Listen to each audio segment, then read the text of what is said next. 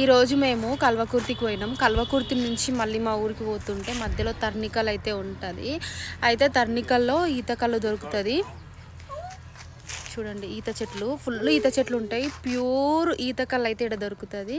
మేము రెగ్యులర్గా సిటీ నుంచి ఊరు వెళ్ళినా కానీ ఖచ్చితంగా కళ్ళు అయితే తీసుకొని పోతాం. కళ్ళు ఎందుకు తీసుకొని పోతాం అంటే యాక్చువల్లీ మా మామకి కిడ్నీ స్టోన్స్ ఉన్నాయి.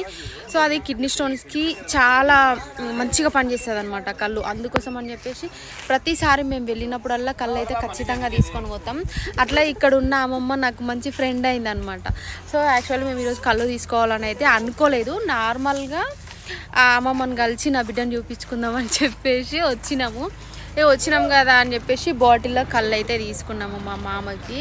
సో అమ్మమ్మ నిజంగా మమ్మల్ని మస్తు ప్రేమ చేస్తుంది. నేను ప్రెగ్నెన్సీలో ఉన్నప్పుడు కూడా ఎట్లా జాగ్రత్తలు తీసుకోవాలి, ఎట్లుండాలి అనేది కూడా నాకు కూర్చోబెట్టుకొని మరీ స్పెషల్గా చెప్పేది. ఇంకా అమ్మమ్మ మీద ఎక్కడైనా అభిమానం నాకు. సో అందుకే నా పాపను చూపించుకుందామని చెప్పేసి ఇక్కడికి వచ్చిన. ఇంకా మా పాపను చూపించుకున్నా, కళ్ళు తీసుకున్నా, మీ ఇంటికి పోవాలి. సో మీరు కూడా ఎప్పుడైనా ఈ రూట్లో వెళ్ళేటప్పుడు ఇక్కడ కళ్ళు తీసుకోండి. నిజంగా చాలా బాగుంటుంది. మెయిన్గా అమ్మమ్మ పలకరింపు అయితే చాలా బాగుంటుంది, కడుపు నిండిపోతుంది.